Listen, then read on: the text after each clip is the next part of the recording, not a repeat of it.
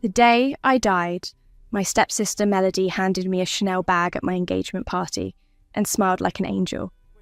I should have known better. 3 hours later, I was convulsing on the marble floor, poison seeping through my skin from the bag's lining she'd carefully treated. As I lay dying, I watched my fiancé Marcus lean down and whisper to Melody, "Finally, the life insurance cleared yesterday. 50-50 split, just like we agreed." Their fingers intertwined over my dying body. Then, I woke up gasping in my bed. 3 years earlier, the exact day Melody moved into our home. I had been given a second chance. This time, I would be the one holding the knife. A knock on my door. "Susan? Can I come in?" Melody's sweet, manipulative voice made my skin crawl. I arranged my face into a warm smile. "Of course." She entered, playing the shy, displaced girl perfectly. "Thank you for being so welcoming. I was worried you'd resent me." "Never," I lied, studying every calculated gesture. "I've always wanted a sister." Over the next hour, I let her perform her act while I made my plans. She had killed me with a poisoned designer bag. This time, I would return the favour, with interest. "You know what would be fun?" I interrupted her fake poetry talk. "We should go shopping tomorrow. I want to buy you something special. Maybe even matching designer bags?" Her eyes gleamed with barely concealed greed. "That sounds lovely," hook baited. The next day, at the Chanel boutique, I made a show of buying us matching bags. $15,000 total. "Let's make this special," I said brightly. "What if we hide little surprises in each other's bags? Like a sister tradition?" Melody's mind worked, calculating. If she poisoned my bag, she could claim she was just following tradition. "That sounds beautiful," she said slowly. That evening, I left her alone with both bags for exactly 30 minutes. Through my positioned mirror, I watched her emerge 23 minutes later, satisfied, smile on her face. At dinner, we exchanged bags with our family cooing over us. But I'd already switched them while she was distracted. The bag Melody now held, the one she thought was hers, was actually the poisoned one meant for me. "How sweet!" I pulled out the decoy charm bracelet I'd planted. "Look, Dad!" Melody's smile strained as she pulled out my fake bookmark. She was confused. She'd put poison in my bag, but I was holding something else entirely. Over the next weeks, I watched her deteriorate. Headaches, nausea, tremors, rashes on her palms where she touched the poisoned lining of her own bag. "Maybe you're allergic to the bag's material," I suggested sweetly. "You should probably stop using it." But she couldn't. That bag was her status symbol, proof she belonged.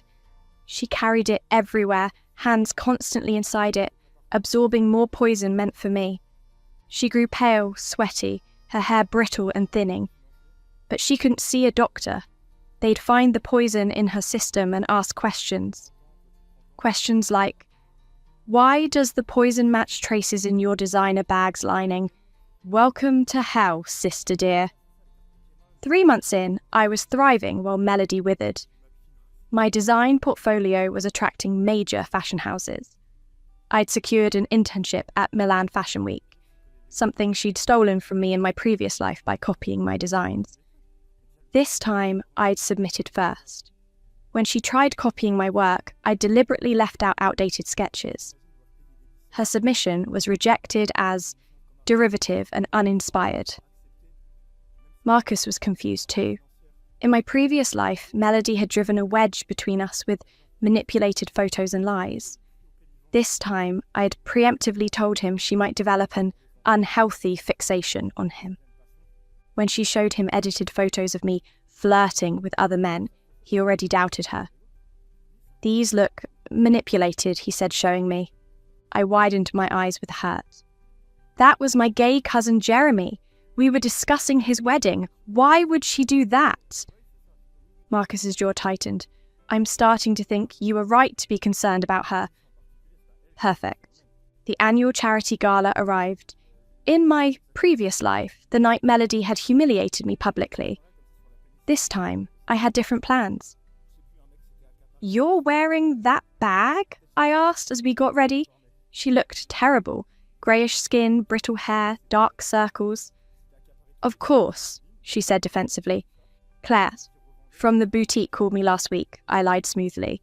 "There was a recall on bags from that batch. Something about chemical reactions in the lining causing skin irritation. I exchanged mine." "Didn't she call you?" Melody's face went white. If she returned it, they'd test it. Find the poison she'd put there. She was trapped. At the gala, I wore a stunning red dress, my own design this time. During the charity auction, I'd arranged for vintage Chanel bags to be featured. Due to an unfortunate manufacturing defect, some bags from this series had to be recalled, the auctioneer announced. The defect involved a chemical compound in the lining that caused severe skin reactions, in some cases toxic poisoning. The room buzzed with gossip. Melody clutched her bag tighter, knuckles white. "I heard someone died from it," a woman near me whispered loudly. Melody stood abruptly, her bag hitting the floor with a thud. Excuse me, I need air." She fled. I found her in the bathroom, vomiting, dress splattered, makeup running. "Melody?" I kept my voice gentle. "Are you okay?" She looked at me in the mirror, real fear in her eyes. She finally understood. "The bag," she whispered. "Susan, the bag."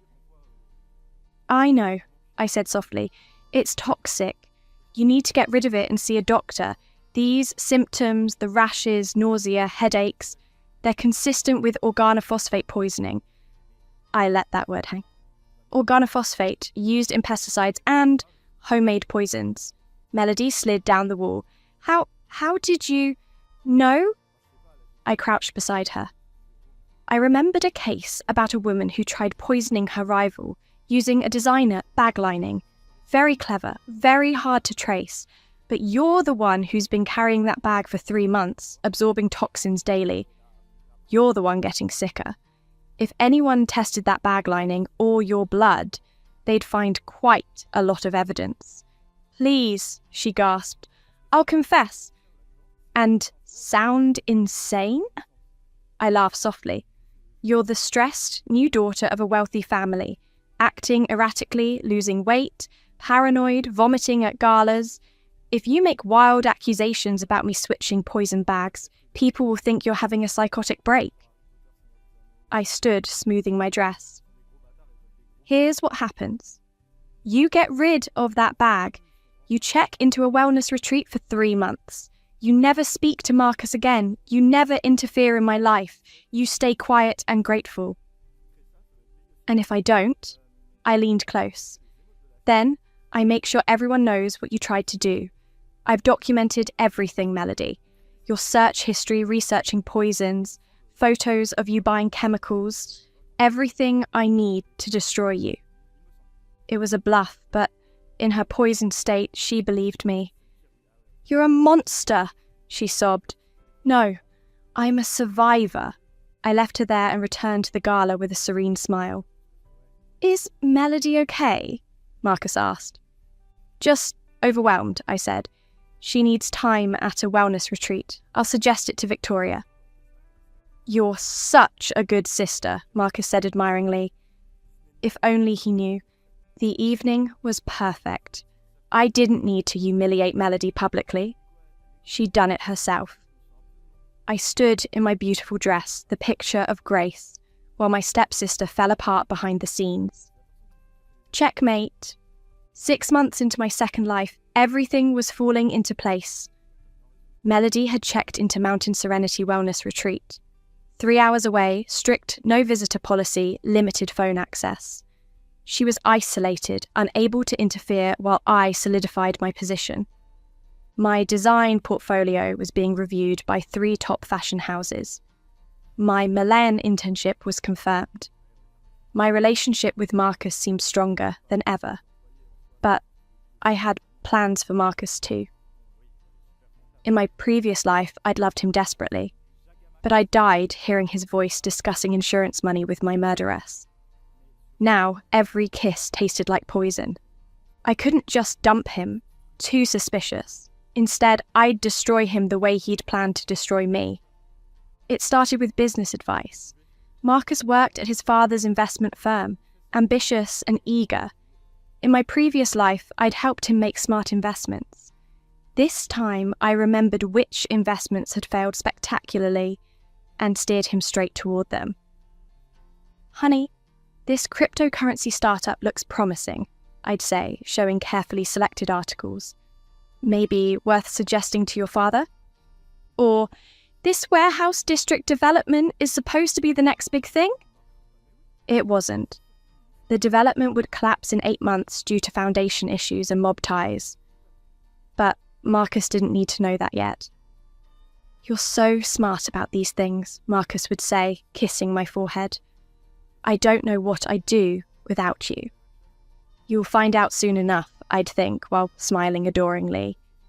But my real focus was securing my future. That's where Elena Castellanos came in. Elena was chief designer at Maison Celestine, one of Europe's most prestigious fashion houses. In my previous life, I'd never met her. Melody had stolen my Milan opportunity. This time, I'd researched Elena extensively and discovered something crucial.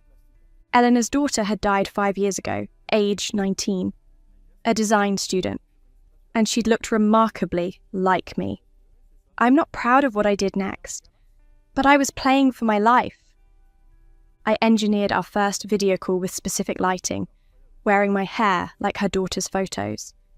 Eleanor noticed. I saw her breath catch, her hand rise to her throat. "Susan," she said slowly, "you remind me of someone." I ducked my head shyly. "I hope that's a good thing, Miss Castellanos." "Very good," she said softly. Over following weeks, I cultivated that connection carefully. I sent work photos with handwritten notes. Eleanor's daughter had beautiful handwriting. I mentioned feeling a strange connection to Italy. Her daughter had studied in Rome.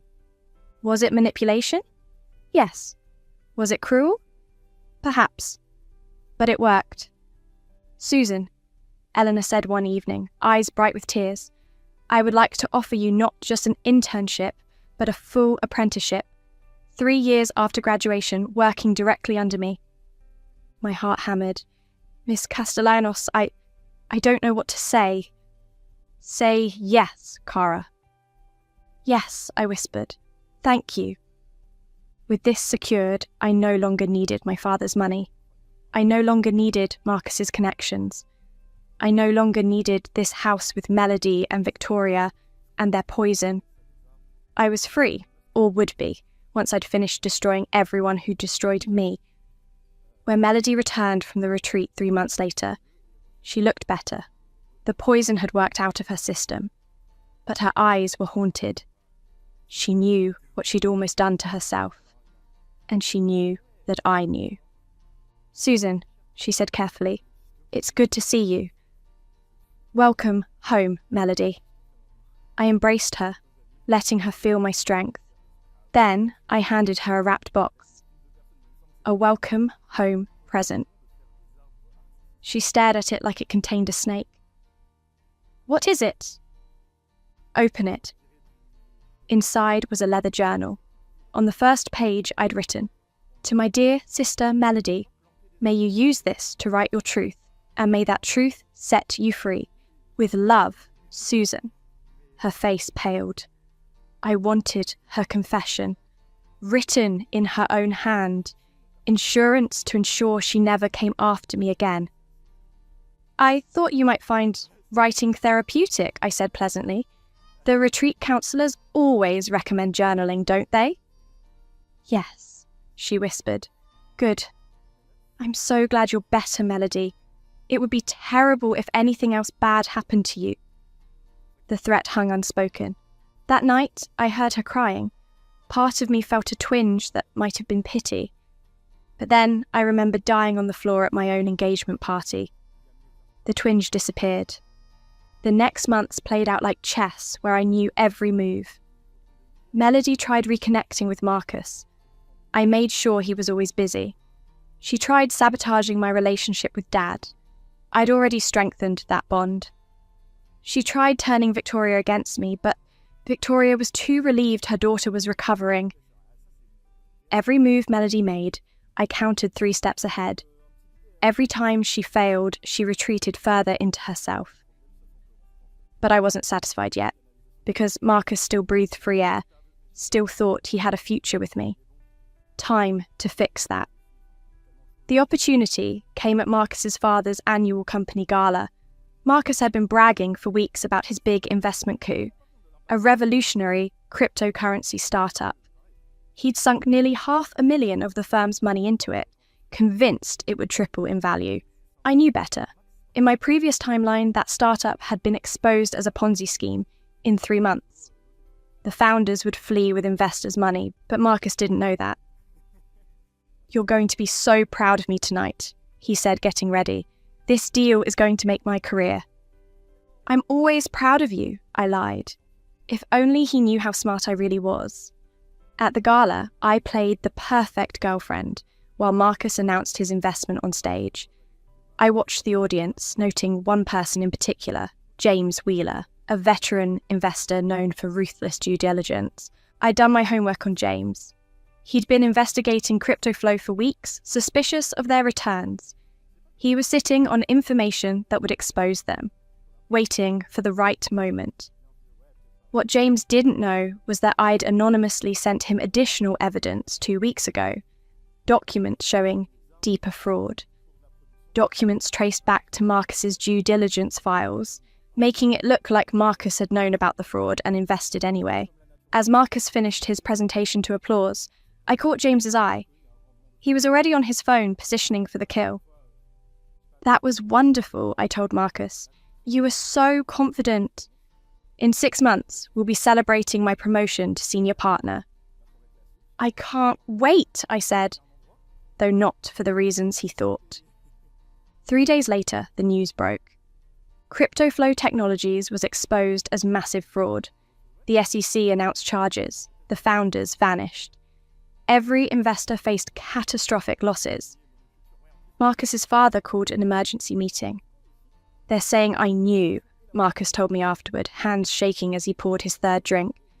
"Someone leaked documents showing I found evidence of fraud but buried it and invested anyway. My dad is furious. The board wants my resignation, Susan. I could face criminal charges." I wrapped my arms around him, letting him sob. "That's insane! You would never do that. Someone must have framed you." "But who?" I thought about Melody's hand in his, standing over my dying body, planning to split insurance money. "I don't know," I lied, "but we'll figure it out." That night, after Marcus fell asleep on my couch, I opened my laptop. One more email to send. This one went to Marcus's father.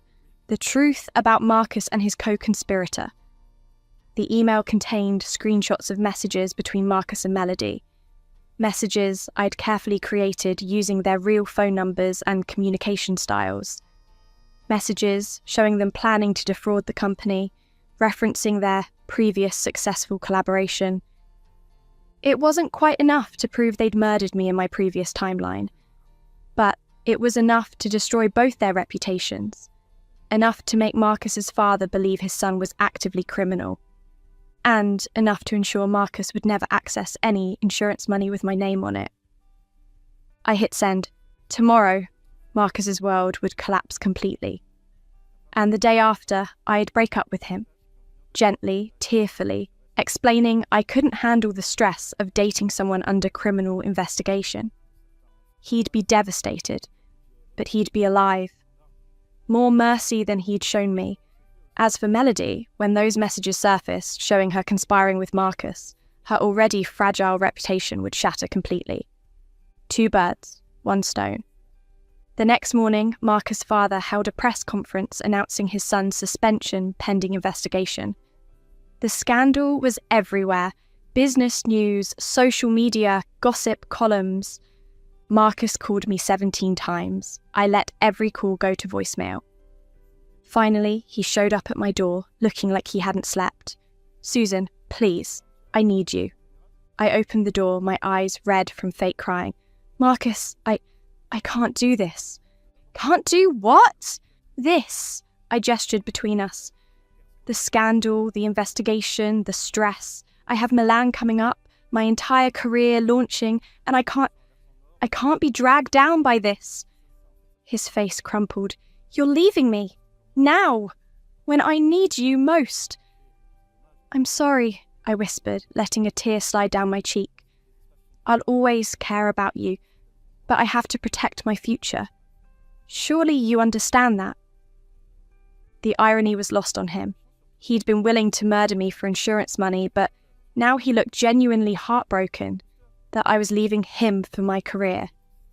Is there someone else? He asked desperately. I thought about Eleanor, about Milan, about the brilliant future I was building on the ashes of my previous life. Yes, I said honestly, myself. I am choosing myself this time, Marcus. He left without another word.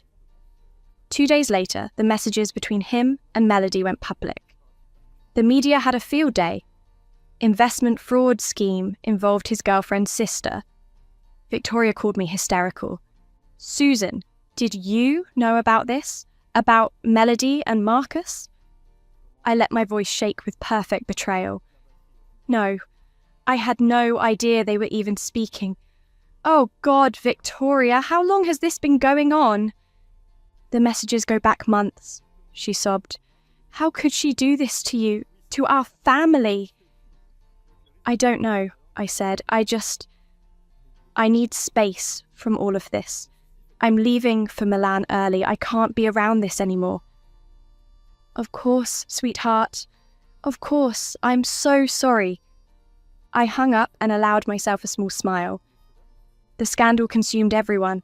Marcus faced criminal charges. His father disowned him publicly. Melody, already fragile from the retreat, had a complete breakdown when the messages surfaced. She was readmitted to Mountain Serenity, this time in their psychiatric wing. My father, horrified by Victoria's daughter's involvement in such a scandal, quietly began divorce proceedings. Victoria, desperate to salvage her reputation, didn't fight it. And me? I packed my bags for Milan with a clean conscience and a clear path forward. The night before my flight, I visited Melody one last time. The facility allowed it since I was leaving the country. She looked terrible, medicated, hollow-eyed, a ghost of the beautiful girl who'd moved into my home a year ago. Why?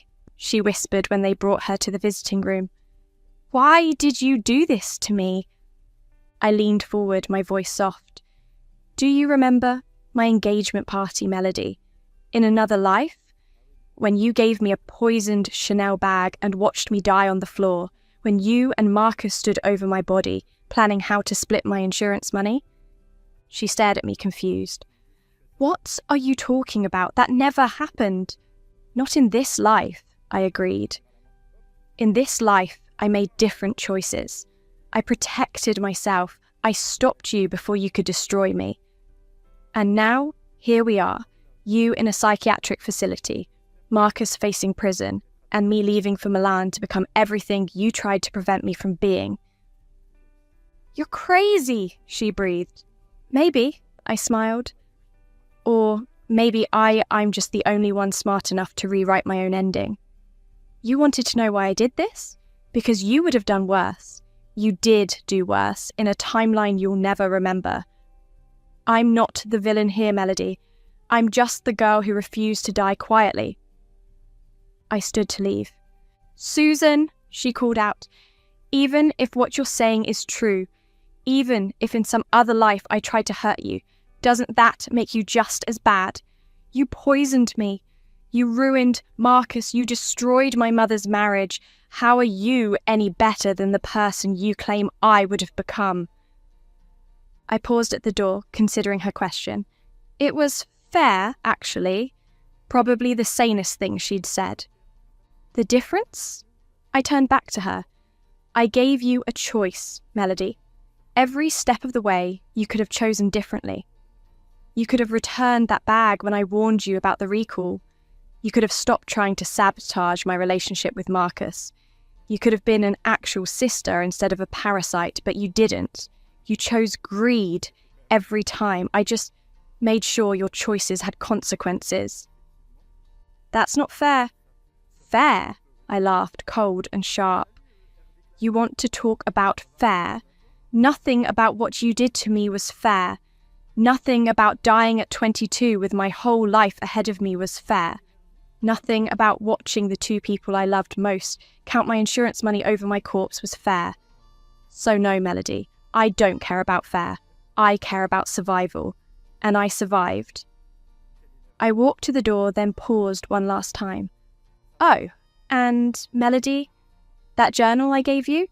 The one where you wrote your confession about trying to poison me, about your plans to seduce Marcus, about how you researched which toxins would be hardest to trace. I have it. Photographed every page before I anonymously mailed it to the police. Insurance, in case you ever try to come after me again. So, here's my advice. Stay here. Get better. Build a quiet little life somewhere far away from me.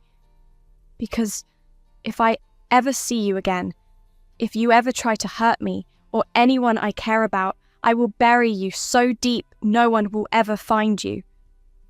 Her face went sheet white.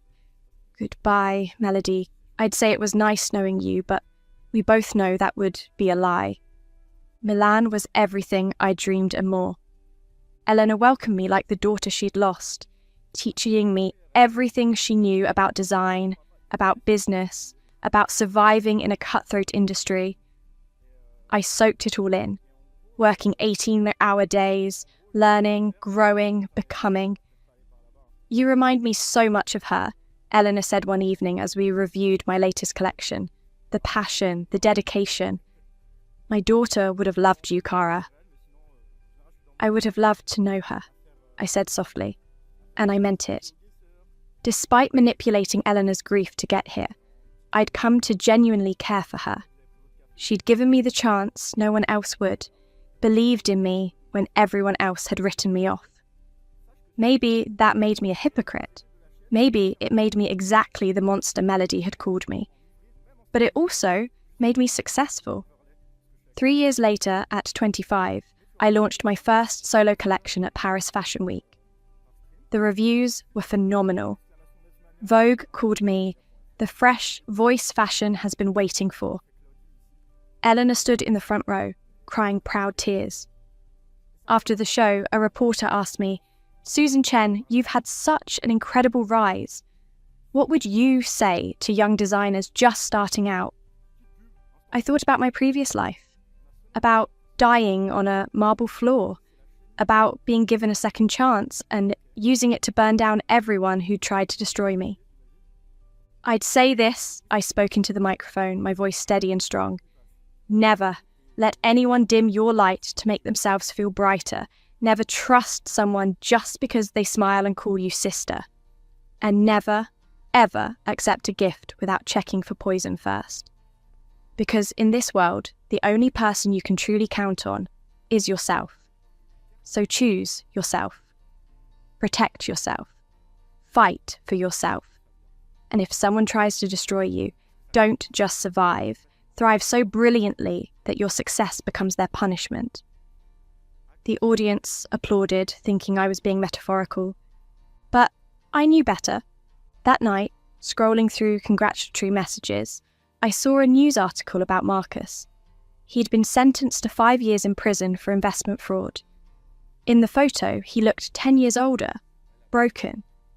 Another article mentioned Melody. She'd been released from the psychiatric facility and was working at a small boutique in a town 3 states away, living quietly under her mother's maiden name. Victoria had remarried. Some accountant from Ohio. Dad had moved on too, dating a kind woman who worked at the local library. Everyone had moved forward, rebuilt, found their new normal. And me? I closed my laptop and walked to my apartment window, looking out over the glittering Paris skyline. Tomorrow, I had meetings with 3 major department stores wanting to carry my line. Next month, I was being honoured at an industry awards ceremony. Next year, Eleanor wanted to retire and name me her successor at Maison Celestine. I'd won.